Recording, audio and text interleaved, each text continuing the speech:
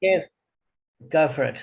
Okay, so this is for all the Cholim of Klal Israel and for the soldier that passed away the other day in Israel who didn't make it. So, and for all the Cholim of Klal Israel and for a speedy refer for all of them. Okay, the next thing we're going to discuss here is asking a Gentile to perform a malacha. Now, this is very practical for us. Let's just see. Oh, here we go. Okay. I don't think we've done it. Okay. Damon, stop me if we have. Okay, because I don't think we've done it yet. One is forbidden to ask a Gentile to do malacha on Shabbos or to derive benefit from malacha which has taken place. Some reasons for this rule are, if one would be allowed to request malacha from a Gentile, the rules of Shabbos would be regarded with less importance.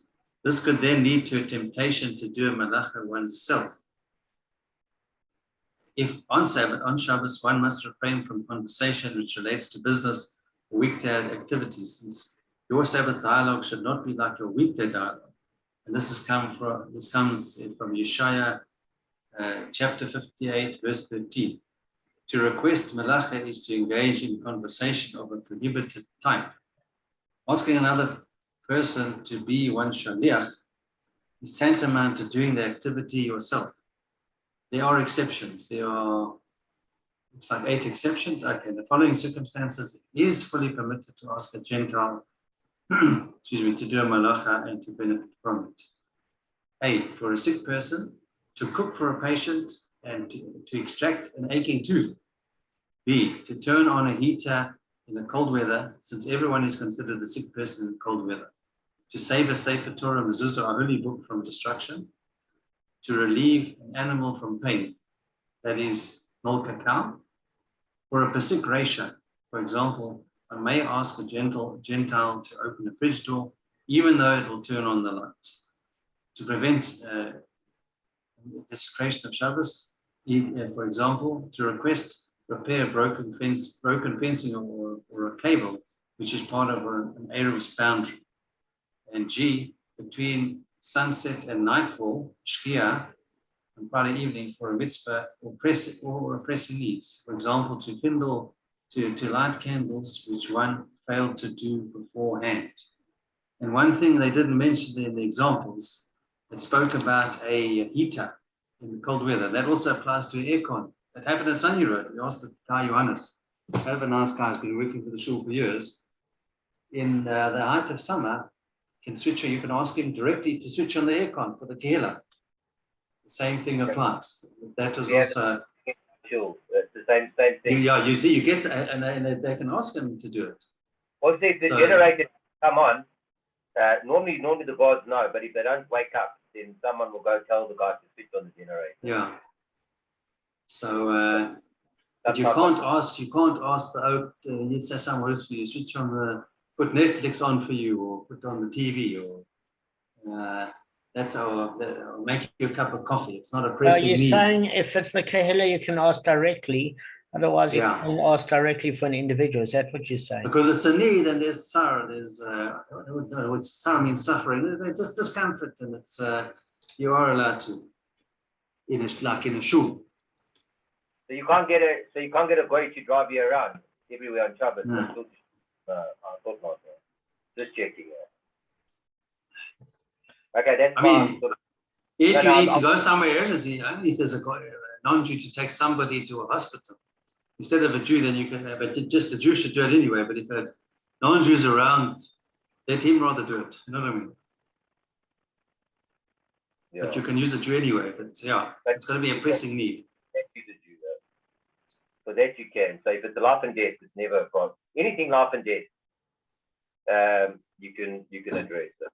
Life and death, discomfort, cooking some food for a sick person, and sometimes they could, if they don't eat a certain food or a certain cooked meal, they could die.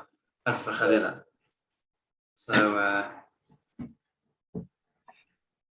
on Shabbos, yeah. Well, I learned something. Thanks, Kev. I learned a few. I'm also, and I didn't, I went through this book a long time, and I can't remember some of these things, it's good for me too. Yeah, And, I've got more detail at some point. Actually, got a sorry, yeah. Are you taking it from the book of Kabb? Yeah, and it's got a great glossary at the back with all various terms. What does the book look like? Various. Show us the cover. Just hold it. Okay. Just talks coming to the main picture. It's actually, I saw it in the Sunny Road, the base the Midrash. It's actually lying on the shelves there. It's a great concise. The font's fantastic. It's concisely written. I picked it up years ago, and the author's name is Eli Pick. So Eli Pick is happy that I picked up his book. Absolutely. Okay. All right, guys, I'll just a minute of what we were holding yesterday in 51b1. There was a related ruling by Rava, who said in a case where one placed a 1 tefach stone at the edge of a 9 tefach pit and thereby completed it to a depth of 10 tefachim, we have arrived at a dispute between Rebbe and the rabbis. According to Rebbe, the second person is exclusively liable for death, and they both share liability for injuries. But according to the rabbis, the second is exclusively liable even for injuries. We've learned that. So the Gemara wonders why Rava needed to bring this up, because it said it's obvious when you add a tefach to a pit that's 9 tefach, at 10 tefachim, it becomes lethal. So why should it be different in this case? Perhaps is because you're not adding it to the bottom. You're not digging an extra tefach deep. And you might have thought that it's only when you added tefach at the bottom that you're liable because of the toxicity of the air in the deepest part of the pit, which resides at the bottom. And that's what kills the animal that falls in. But when you add a tefach at the top, where it is not the foul air that kills the animal, I can say that he's not liable according to either Rebbe or the rabbis. So Rava therefore informs us that both Rebbe and the rabbis are saying that there is liability according to their respective opinions. Why? Because it's not where the person just put 1 stone at the lip of a pit. He made a rim of stones, and the minute you make it an extra tefach higher, the air is unable to escape, and it becomes as toxic in terms of the ability to kill, or even if it's less toxic and it injures. In that particular case, it resembles the same sort of danger as a 10 tefach pit when you took it from the bottom. Or even if you want to say it's not quite the same, whereas a 10 tefach dug from the bottom would cause death. In this case, the 10 tefach, if it added to the top, would certainly cause injury. But again, the rabbis say for injury or death, the last person is liable, because it reads from the verse, if a man shall dig a pit or a man shall uncover a pit. But Rebbe is saying that, if 2 parties dig, they're responsible. And just remember, the responsibility is pro rata for what you dug, percentile-wise. So if you dug 1/3 and the other one dug 2/3, if your damages are, 9,000 shekels, for example, 6,000 shekels would be the one that dug 2/3 of the damage, and the 3,000 the 1/3. He said, as far as death is concerned, well, it's only the second one that made it lethal. Therefore, the second one is solely responsible. But that's even when you add it at the top. So now we're on page 51b2, and there's a related inquiry from Rava, who said, if one had dug the 10th tefach, and you filled in the 10th tefach with earth after you did it, or maybe you added a tefach of stones at the top, and then you thought about it and you removed the stones, what's the law? Do we say that what he originally made he is now removed, so that the liability is lifted from him and reverts to the first digger? Or perhaps we say that when we increase the depth of the pit to 10 tefachim, the action of the first one was set aside, and from that moment onward, the pit stood completely in the jurisdiction of the last one. Thus, although it is now only 9 tefachim deep because he removed the last layer, it's still considered his pit, meaning the last person's pit, and is exclusively liable for any injury it causes. So, guys, what's your opinion before I go on? It doesn't make sense. It's tricky to understand that, really, is because I mean, you put it back to exactly the same, exactly where it was. I mean, it was 9 tefachim. If you would have put a whole barrier down and left just one brick, that might have been tricky. I wouldn't know what to do. But the fact that it removed all of it and it's back down to 9, unless it plays havoc with the foul air for some reason. Otherwise, I don't understand why. Is it similar to, remember, putting the thing back on top of the pit? The cover. Remember, if you walk past, you cover it. Are they thinking along those lines? Maybe, I'm not sure. Well, I think Gavin's got a good point, because technically, if you take a cover off a pit where it was safe and now it's a hazard, and you put the cover back, you're fine. So what Gavin's saying is, now, if you've taken it from the death factor of 10 tefachim and you made it back to the injurious factor, why should the last person be held liable? In other words, do they share liability for the injury, or is it, according to the rabbis, that the last one, even though now undid his action, is responsible for both death and injury? Because remember, the rabbis hold that the term a man means that there's only one person responsible, whereas Rebbe turned around and said that exposition is teaching a man and not an ox. Okay? In other words, if your property digs the hole, you're not liable. So let me just give you, Rashi taught me this, is that basically this inquiry pertains to the opinion of the rabbis. Why? Because when the second person adds a 10 tefach to the pit, he assumes full liability, even for the damages. So then he's setting aside the first one's action, becomes a new legal entity. According to Rebbe, the first one's action cannot be described as ever having been set aside, since he always remained liable for a share of the damage in the case of the injury. And it's obvious that full liability refers back to him when the added tefach is removed, because the 10th tefach now renders it lethal, so that the second one would be responsible solely for death. But if he added that 10 tefach, they share in the injury, because now it's really injurious. But if it's removed, according to Rebbe, it reverts back to the first one. According to the rabbis, it doesn't. Because it set aside the first one, that's the actions.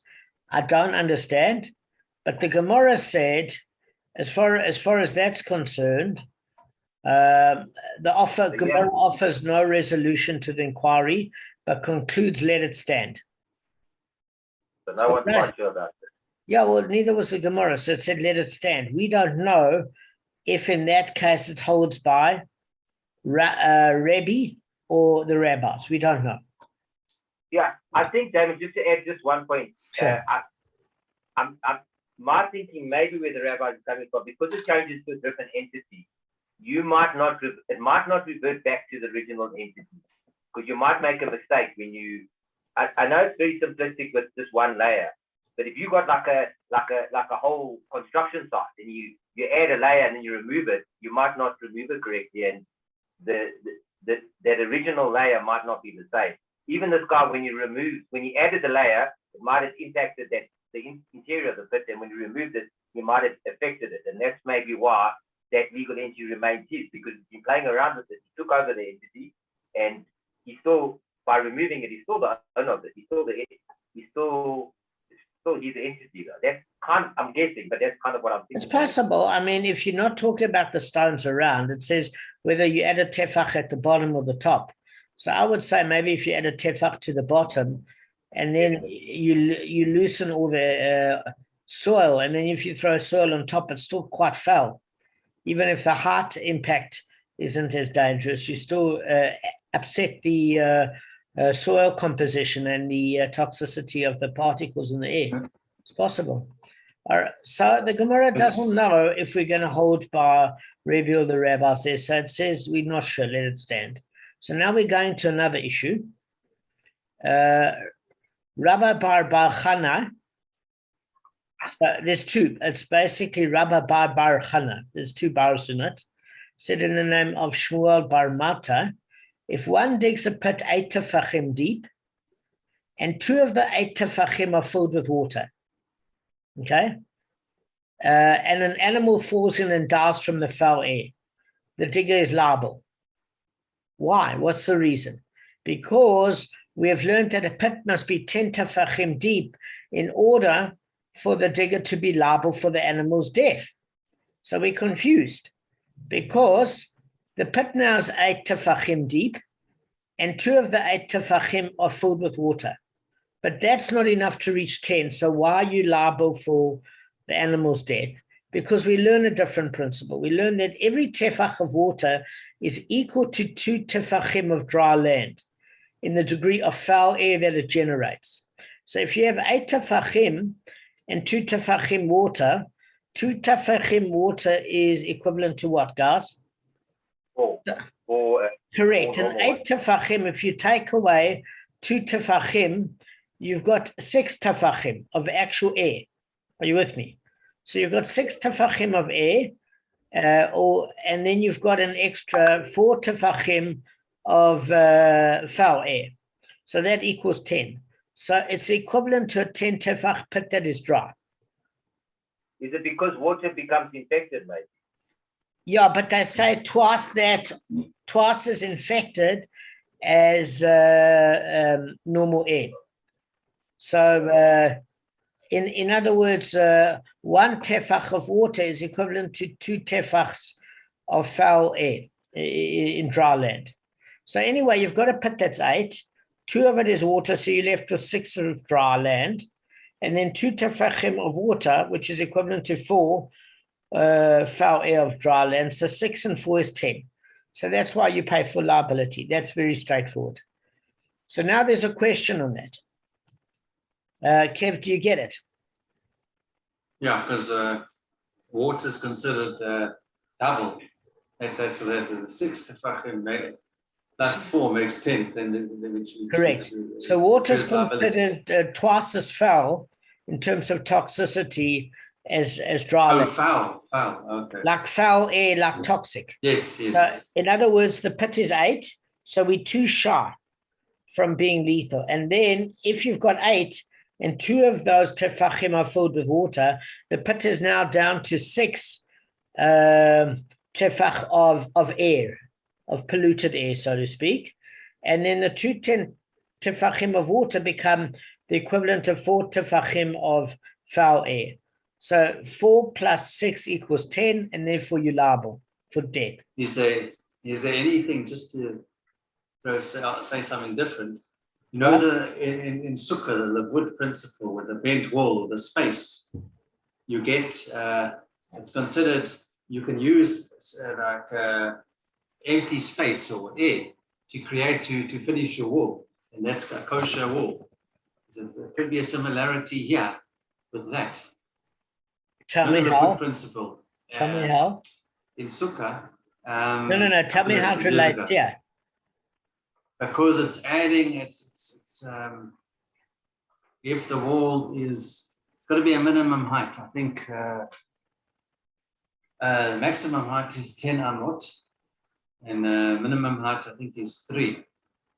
And if there's a space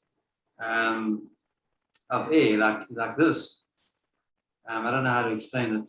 Then the top, it's considered joint. It's considered no space. It's actually considered complete area. So maybe you know that you don't at Sukkah. Yeah, shuls often have that because they have much higher ceilings. You know that, especially at also Den Hazel, which you guys probably know. So there's a middle section there. They always have the Sukkah there. It's way too high, and they last year, the year before, they actually one of the rabbis stood up and explained why that sukkah is actually. So it's considered joint or complete and not space. Yeah. So maybe that's a similarity. Yeah, maybe. I mean, it's basically just saying there's 2 points of which could be lethal. You've got the impact of the fall and the foul air, according to Shmuel, and Rav only foul air. So all it's saying is that if you have a pit of 8 tefachim, why would an animal that fell into it, the owner of the pit, be liable for death, not injury, if it's only 8 tefach? Because it was saying of those 8 tefach, 2 of the tefach are filled with water, and each tefach of water is equivalent to 2 tefach of toxicity of soil. So the 2 tefach of water equals 4 of toxicity, and the 8 tefach of that dug pit, you've only got 6 tefach of dried land. So 6 tefach of dried land plus 4 tefachim of water toxicity equals 10 tefachim. Therefore, you're liable for death if an animal falls into it. So there's a question on this, and it's saying, okay, so what happens if you dig a pit of 9 tefachim and one of the 9 tefachim is filled with water? Because if a pit has got 9 tefachim in total, and you fill 1 tefach with water, you've actually got 8 tefach of dry land, and the water equals 2 tefach of toxicity. So then there's 10 tefach in total. So the Gemara is saying, do we say that since there's not so much water in the pit, it does not have the same degree of foul air as an 8 tefach pit containing 2 tefachim of water?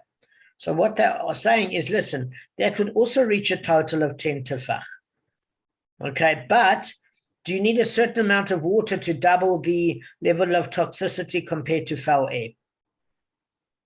Because in a case where there's 2 tefach of water, it's double the toxicity, so it equals of 4 tefachim of toxicity. And they're saying, hang on a second, but in this other, and it was an 8 tefach pit of dry land, and minus 2 for water means 6 of dry land toxicity, and 4, 2 water, which equals 4 wet toxicity, is 10. This is a case now of 9, a pit 9 tefach, and you only put 1 tefach of water. So again, then you've got 8 tefach of foul dry air, and you've got basically 1 tefach of water, which is equivalent to 2 wet parts of foul or toxic water. So that would equal 10 tefach, but they're saying, is 1 tefach of foul water enough to create toxicity like 2? Does it double?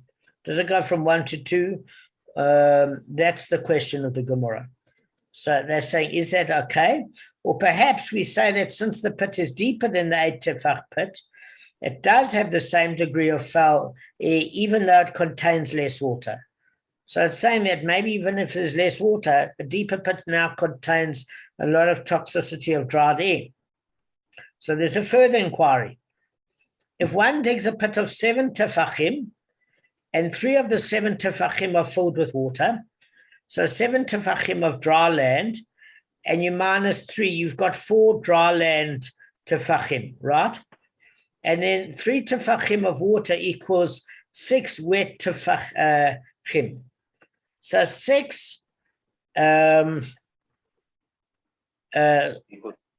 6 dry, you mean? Yeah. So it's hang on. So 10 dry altogether. Yeah, hang on. Let me count it. 4 wet, 6 dry. Yeah, let's just count it again. Pit of 7 tefachim, and 3 of the 7 tefachim are filled with water. So then that leaves 4 that are dry. Kevin's right, 4 that are dry. Just 1 second. And Kevin. Okay. Kevin, are you changed? No, it's not. I think you said he's coming back now. How are you feeling, Damon? You don't look great, Yeah, I don't feel super. Yeah, you don't. I can see that. Sorry, Sorry, guys. No problem.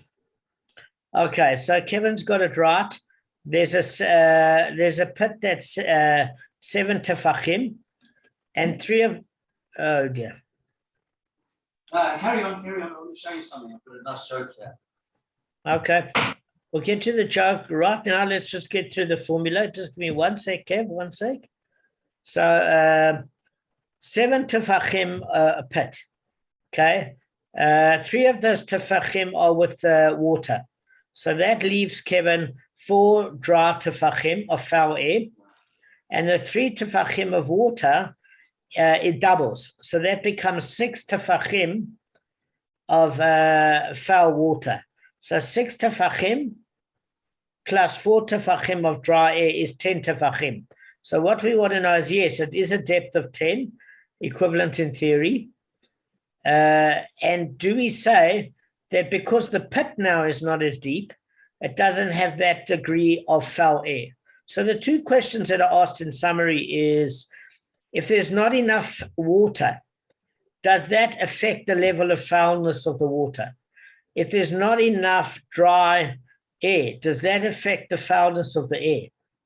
In other words, do you need a certain amount of each in order to reach that level of lethalness? So in the one case, the predominance was air, and the other case, the predominance was water. And that was the question. So the Gemara answers, we don't know. Let it stand. Yeah? So you're saying that the water, that the 2 tefachim of water is considered like foul air or toxic, that water. Water is twice as toxic as foul air. That's what it's saying. Okay. So what they're saying, in essence, at the end of the Gemara, is that do you need a certain level of water in order to make it lethal? In other words, at 1 tefach, that water is not the equivalent of twice the level of toxicity of foul air? Or do you perhaps then say, on the other hand, that if you don't have a pit that's deep enough of foul air, it's not going to add to the lethal quality? Which one is it? Are they affected by their depth? And the Gemara says we don't have a clear answer. Let it remain. Let the answer remain. Let it stand. Let it remain unanswered. We don't have a specific answer. So can I just show you something? This is yeah, sure. So if the pit, if it was no water and it was only 8 tefachim deep, it would be super dry and there'd be no liability. Show me. You know, it's super dry. The Gavin knows it. Eh? Oh, it's cute, man. It would be super dry, and then you wouldn't have this issue with the 2 tefachim of water converting to 4 to make the 10 tefachim liability. Kevin, you're quicker than it takes an ox to fall in a pit. Sorry, forgive me. You see, No, we can do quick. this in this year. We can do this in this year. I like that. Wouldn't be acceptable. That's wouldn't be really quick. acceptable. Wouldn't be So acceptable. we can do this then. Wouldn't be acceptable in other forums, other shiurim. I think it's quite funny, actually. Yeah. So the pit has to be, if it's 8 tefachim and it's super dry, there's no water, that's fine. The water throws a spanner in the works. Yeah, I'm a bit confused at one thing, though. The shares hit 40 minutes, and we don't seem to have run out of time for some reason. Are you sure? Wait a minute. What time? No, we started at 22. We started at 1:45, didn't we? No, we started at 1:45, Damon. It's only half an hour. Yeah, that's 1 minute to. There we go. Oh, we've got 10 minutes left. All right, let's go. Yeah. Let's go for 10 minutes, and then we're done. The Are Gemara you sure? is Maybe we can do it. Okay, sorry. Yeah. Okay, well, we'll see. Let's just see how we go. The Gemara resumes its discussion of a case where somebody expanded another person's pit. So basically, what happens is Rav Shizvi inquired of Rabba, if one widened the opening of a pit that had been dug by another, but he didn't deepen the pit, what is the law? Does he become liable for damages? And Rabba responds, he says to Rav Shizvi, while the second one has reduced the degree of foul air in the pit and should be commended for his action, meaning the minute he made it wider, the foul air had a chance to escape. So according to Rabba, he reduced the liability because of the width. Rav Shizvi says, well, he widened it. It's maybe more risky. So we don't know because Rav Shizvi says to Rabba, to the contrary, he has brought the damager closer to the increase by increasing the size of the hazard. So what he's meaning is that maybe if the pit hadn't been widened, Gavin, the ox wouldn't have walked all the way up to its mouth and wouldn't have fallen it in. So the question is, what's more dangerous? A wider pit where it's more likely an animal could fall in, but there's less toxicity? Or do you say it's reduced the toxicity and therefore that's meritorious? Is it worse or better? There's also a third option, is that the fact that he's made it bigger, it's actually easier to see the pit than to avoid it. I'm not sure from an animal, maybe not from an animal perspective, but I'm not sure about that. But it's definitely easier to see it. That's a good point. I didn't think of that. Yeah. Yeah. Depends on, but it also, I thought I was going to say something yesterday, I completely forgot. Gavin, I think said earlier. You say a second guy comes and he alters it. He adjusts the pit. So does he then become like a de facto owner? Could he sort of become the new owner of it? That's why maybe he's liable. Yeah, no. Also, so what we're saying is here, we don't know if he's liable. Rav Shitzvi is speaking to Rabba, and basically, they want to know. Listen, does it make it worse or better? Because Rav Shitzvi wasn't sure. He asked of Rabba, and Rabba said, "Look, he actually reduced the amount of foul air. So in fact, he hasn't even created harm. He's actually reduced the level of toxicity." And then Rav Shitzvi says, but hang on a second. He might have brought the damage closer by increasing the size of the hazard, which means the bigger you make the hazard, the more likely it could be that an animal falls in. And Gavin, we're not talking bright animals here. Yeah, but Gavin's right. As far as people are concerned, you might see the hazard easier. But also, what depends what the cause of death of the animal is. If it's proven to be the toxicity, then they have to look at the, as you said, depending on the size of the so shape that's of exactly it. Are we holding according to Rav or Shmuel, which we're going to get to? Okay, but basically, there's another Moira that answered the question: is it a good thing or is it a bad thing? Okay. So Rav Shizvi said it's a bad thing because you're increasing the size of the hazard. Rabba says you're doing the community a service because you're reducing the degree of toxic air. So Rav Ashi said, who's another Moira, he said, look, let us analyze this matter ourselves and we can conclude as follows. If the animal falls and dies from the foul air, then we say the second one reduced the degree of foul air in the pit and we exempt him of liability. So in other words, exactly as Kevin said, if the cause of death was the foul air, obviously the one that reduced the level of foul air, the second one isn't liable at all. Does that, if that's the cause of death. However, Kevin, if the animal dies through the impact of the fall, which Shmuel would hold by also as well as the foul air, when we say the second one brought the damage closer by widening the pit, and we hold him liable. Does that make sense? Because the animal's death could be attributable to the widening of the pit because he fell in at the point where he expanded it. Okay?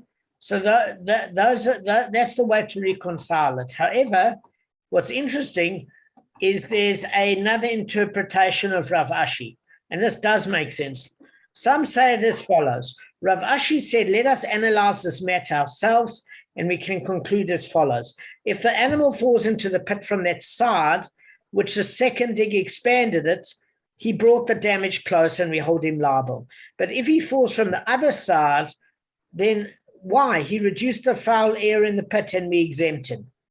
So that makes sense, that last explanation of Rav Ashi, because it's saying, listen, if somebody fell from another side of the pit, it has nothing to do with the second guy.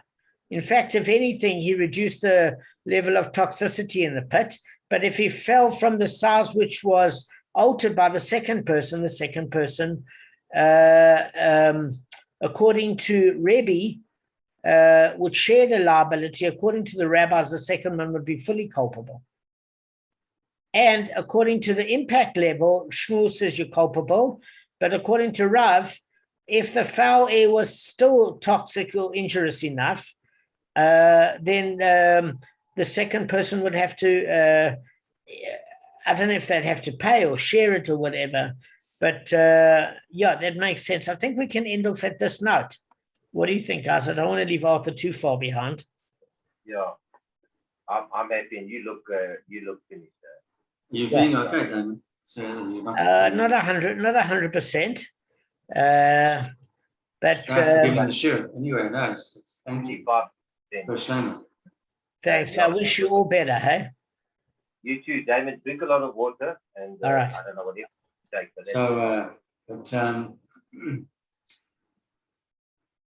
so the thing is, just one before we finish off. Sure. So the oak, the guy that altered the pit, Yeah. widened it, and took away the possibility, the probability for liability based on toxicity. Yes. Does he sort of becomes the new owner? So he's really liable, so it's like as if he is the owner. No. Where was he like an independent contractor? Did they had a share in it? Is that right? No. So it's saying, so where did he come in? If we talk about just two random guys in the public domain, not even partners, if we just say two random guys, one guy creates a pit and another guy's bored and creates an extension. So if you fall in from the extended side, the second one is obviously liable. If you're holding like the impact of the fall, like Shmuel. And if the guy fell in from the pit that wasn't expanded, the second guy is exempt because he did nothing according to Rav to increase the toxicity. If anything, he lessened the toxicity. And even according to Shmuel, who says you're liable for toxicity and damage, he never fell in from the impact of the extended side from the second guy. He fell in from the side where the first guy expanded, therefore the first guy is liable in that case of the extension of a pit. In other words, you're not talking about the deepening of a pit. This issue is about widening the pit. It's an issue pertaining to width, not deepening. When Kevin's right, when somebody deepens the pit, the last guy is liable, according to the rabbis. So, Kevin, that's a good point. This is a widening issue. It's not a depth issue. So the widening is can be 6 tefachim that incurs liability if the widening if falls of impact. No. So what we're saying is here, if a person makes a pit deeper, the last one's liable. If somebody makes it wider, it depends if somebody fell in from the side that was extended or he fell in from the side that was previously created. And if somebody fell in from the side that was previously created, the second digger isn't liable because you don't fall in from the side of the new extension. So width is an automatic assumption of responsibility like depth. Depth, always the second person is liable. Unless you widen the whole circumference of that. Gavin brought a brilliant point. If you widen the whole circumference, I would hold that person liable, absolutely. For the impact, but the foul area apparently not. But I would say yes, because they fell in because you widen it. I agree with you, Gavin. I don't know what the rabbis would say there. It's a good point. There's a wide range of opinions on this matter, then.